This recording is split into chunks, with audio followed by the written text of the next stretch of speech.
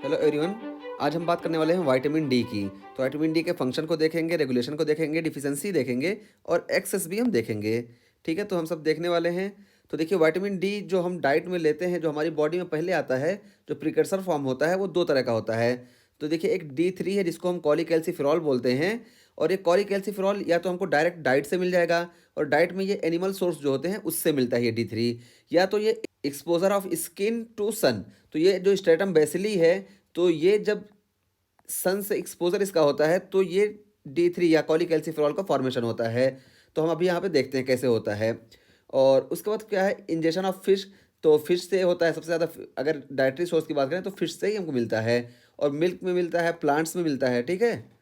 और D2 की बात करें तो देखिए, एर्गो कैल्सिफेरॉल। तो देखिए, ये जो है ये सबसे ज़्यादा कहाँ होता है, इंजेक्शन ऑफ प्लांट्स। प्लांट्स में होता है, फंजाई में होगा और यीस्ट में होगा।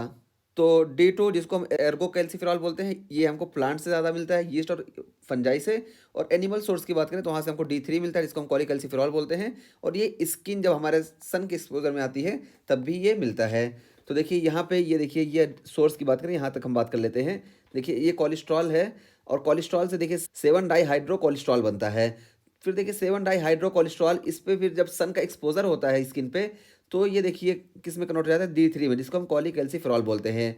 तो कॉलीकैल्सिफेरॉल देखिए यहाँ से भी आया, कोलेस्ट्रॉल से सिंथेसिस हुआ, और जब सन के एक्सपोजर में स्किन आई तब। और डाइट से भी देखिए डायरेक्ट हमको D3 मिल गया। और डाइट से हमको देखिए D2 भी मिलता है, जिसको हम एर्गो कैल्सिफेरॉल बोलते हैं। ठीक है, तो ये हो गया हमारा। और उसके बाद फिर देखिए क्या बताया गया, both converted to 25 hydroxy cholecalciferol.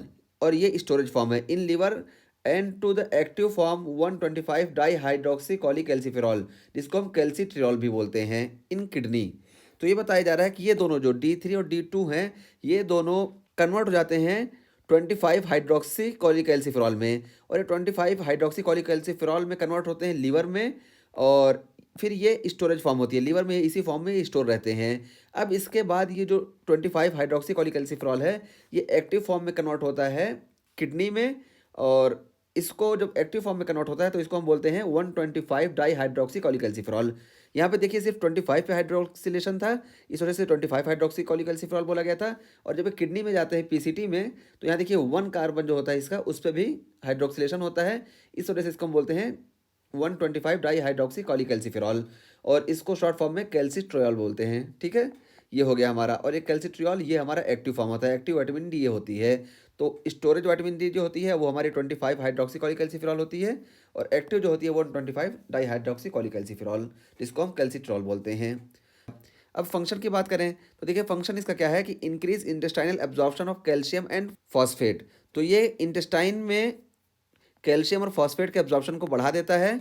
और उसके साथ साथ देखिए क्या करता है, bone mineralization at low level. तो जब इसका लेवल लो रहता है, यानी नॉर्मल लेवल पे, ये बोन मिनरलाइजेशन कॉज करता है। लेकिन जब इसका लेवल बहुत हाई हो जाता है, तो जब इसका विटामिन डी का कंसंट्रेशन हाई हो जाता है, तो ये पहली बात तो ऑस्टियोक्लास्ट के फॉर्मेशन को भी स्टिमुलेट कर देगा, और ऑस्टियोब्लास्ट को स्टिमुलेट करेगा, और वो ऑस्टियोक्लास्ट को एक्टिवेट करेगा। इस वजह से high level of vitamin D ये बोन रिजॉर्प्शन का भी काम करता है, और नॉर्मल लेवल पे ये बोन मिनरलाइजेशन का काम करता है। क्यों ऐसा करता है अभी हम बात करते हैं आगे।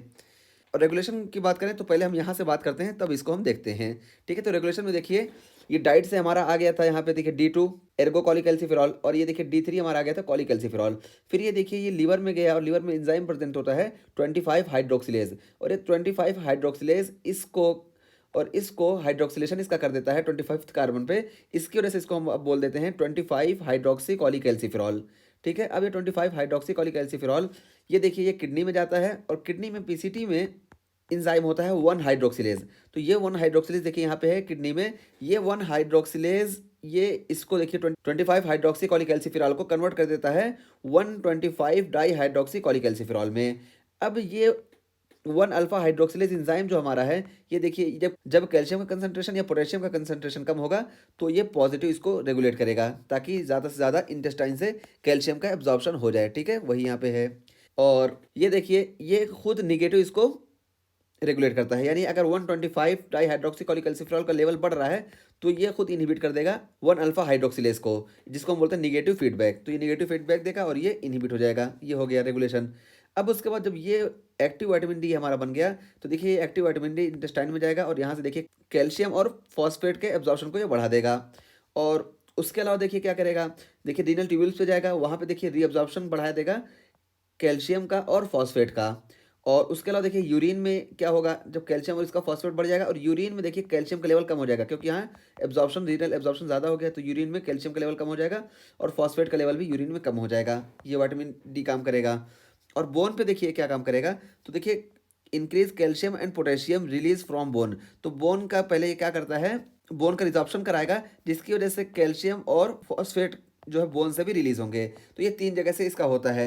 लेकिन यहाँ से देखिए जब मेनली यहाँ जब ब्लड सर्कुलेशन में हमारे कैल्शियम और फॉस्फेट दोनों एक साथ पाए जाएंगे, क्योंकि यहाँ से एब्जॉर्प्शन भी दोनों का एक साथ हो रहा है और दोनों के यहाँ रीनल एब्जॉर्प्शन भी एक साथ हो रहा है। तो जब इसका कंसंट्रेशन बढ़ जाएगा तो ये अपने आप बोन में जाएंगे और बोन में ये जाके यहाँ पे बोन का मिनरलाइजेशन होता है, क्योंकि कैल्शियम और फॉस्फेट आपस में बाइंड करेंगे और बोन मिनरलाइजेशन होगा। ठीक है।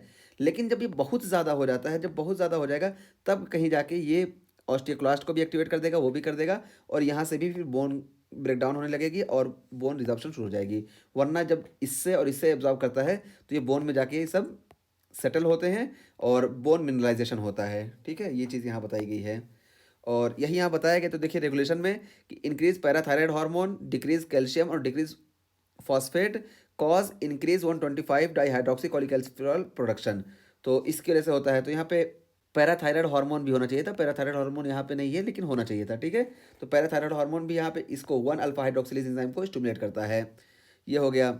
और उसके बाद फिर क्या है, देखिए 125 dihydroxy cholecalciferol D3 feedback inhibits it on production. ये हमने यहाँ बात किया कि यहाँ पे निगेटिव फीडबैक देगा। और उसके बाद क्या है, इंक्रीज पैराथायराइड हार्मोन। तो अगर पैराथायराइड हार्मोन इंक्रीज हो रहा है तो उसकी वजह से देखिए कैल्शियम रीअब्जॉर्प्शन बढ़ जाता है और फॉस्फेट के रीअब्जॉर्प्शन को कम कर देता है किडनी से। तो यही देखिए इसमें विटामिन डी में और पैराथायराइड हार्मोन में यही फर्क होता है कि विटामिन डी दोनों को, यानी ब्लड सीरम में अगर हम देखें तो कैल्शियम को भी बढ़ाता है और फॉस्फेट को भी बढ़ाता है, जिसकी वजह से बोन मिनरलाइजेशन में हेल्प होता है। ये दोनों जब इकट्ठे होते हैं, जबकि पैराथायराइड हार्मोन हमारा सिर्फ कैल्शियम के लेवल को बढ़ाएगा और फॉस्फेट के लेवल को घटा देता है। तो जब फॉस्फेट रहेगा ही नहीं तो कैल्शियम कैसे बोन में जाके डिपॉजिट हो पाएगा। तो इस वजह से ये यहाँ पे कैल्शियम बढ़ेगा फिर भी बोन मिनरलाइजेशन नहीं हो पाता है, जबकि विटामिन डी की कंडीशन में दोनों बढ़ते हैं, इस वजह से बोन मिनरलाइजेशन हो जाता है। अब डिफिशियंसी की वजह से क्या होगा, तो देखिए रिकेट्स इन चिल्ड्रेन। तो चिल्ड्रेन में हमको रिकेट्स देखने को मिलेगा, और ये रिकेट्स है क्या, तो बताया गया कि deformities such as genu varum bow legs. तो देखिए ये चीज़ ये हमको इस तरह बाउल लेग्स की तरह ऐसे देखने को मिलेगा। ठीक है, ये देखिए। और उसके बाद फिर क्या बताया गया कि ये तो हो गया हमारा चिल्ड्रंस में। ऑस्टियोमलेशिया हमको देखने को मिलेगा एडल्ट्स में, और एडल्ट्स में ऑस्टियोमलेशिया होता क्या है, तो bone pen and muscle weakness ये हमको देखने को मिलेगा। और हाइपोकैल्सिमिक टिटेनियम हमको देखने को मिलेगा, क्योंकि विटामिन डी की जब डिफिशियंसी हो जाएगी तो कैल्शियम एब्जॉर्ब नहीं होगा, तो हाइपोकैल्सिमिक टिटेनियम हमको देखने को मिलेगा। और ये होता क्यों है, तो ये बताया जा रहा है कॉज्ड बाय माल एब्जॉर्प्शन। तो माल एब्जॉर्प्शन की वजह से ऐसा हो सकता है, या डिक्रीज सन एक्सपोजर, तो सन एक्सपोजर के डिक्रीज की वजह से ऐसा हो सकता है, या पुअर डाइट, या क्रोनिक किडनी डिजीज़। तो देखिए क्रोनिक किडनी डिजीज़ में भी ये वाइट जो है ये वाला स्टेप नहीं होगा, इस वजह से विटामिन डी की कंसंट्रेशन कम हो जाएगी या डिफिशियंसी हो जाएगी। और advance liver disease, advance liver disease में भी ऐसा देखने को मिलेगा, क्योंकि यहाँ पे 25 हाइड्रोक्सिलेज एंजाइम होता है, तो ये नहीं काम करेगा, तो इसकी वजह से विटामिन डी की सिंथेसिस नहीं हो पाएगी।